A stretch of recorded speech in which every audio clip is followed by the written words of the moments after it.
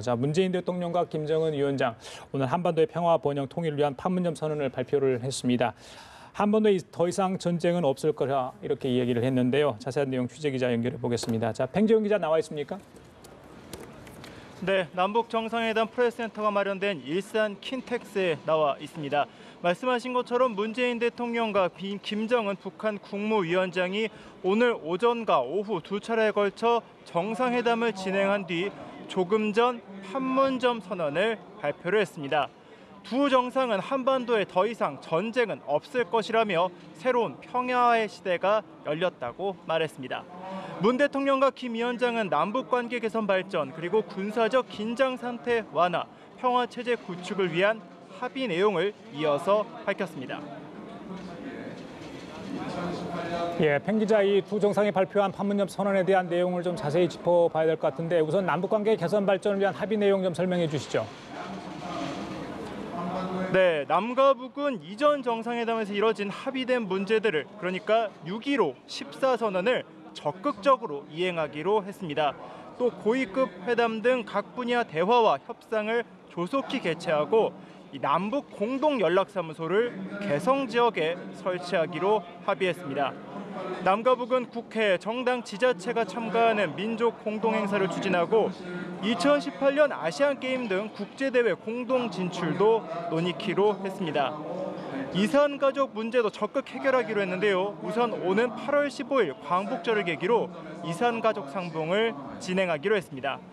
이 밖에 남과 북은 공동 번영을 이룩하기 위해 동해선, 경의선 철도와 도로들을 연결하고 이를 현대화하기 위한 대책을 마련하기로 했습니다.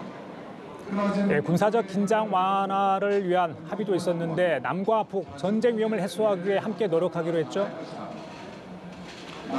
네, 그렇습니다. 일단 다음 달부터 군사분계선 일대에서 확성기 방송과 전단 살포를 비롯한 모든 적대 행위를 중지해 비무장지대 실질적인 평화지대로 만들어 나가기로 했습니다.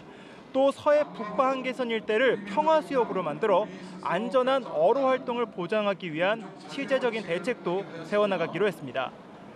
남과 북은 군사적 문제를 해결하기 위해 국방부 장관 회담을 비롯한 군사 당국자 회담을 자주 개최하며 5월 중에 먼저 장성급 군사회담을 열기로 합의했습니다. 네, 팽 기자, 마지막으로 두 정상은 한반도 평화체제 구축을 협력해 나가기로 했는데 어떤 내용이 담겼습니까? 네, 일단 남과 북은 올해 종전을 선언하고 정전협정을 평화협정으로 전환키로 했습니다. 이를 위해 남북미 3자 또는 남, 북, 미, 중 4자회담을 개최를 적극 추진해 나가기로 했습니다. 가장 관심이 갔던 비핵화 문제에 대해서는 남과 북이 완전한 비핵화를 통해 핵 없는 한반도를 실현하겠다는 공동의 목표를 확인했다고 밝혔습니다. 남과 북은 한반도 비핵화를 위한 국제사회의 지지와 협력을 위해 적극 노력하기로 했습니다. 마지막으로 남북 정상은 통일을 향한 좋은 흐름을 더욱 확대해 나가기로 했으며 문재인 대통령은 올해 가을 평양을 방문하기로 했다고 발표했습니다.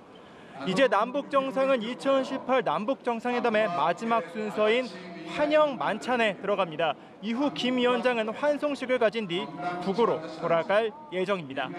지금까지 남북 정상회담 프레스센터에서 연합뉴스 TV 팽재용입니다.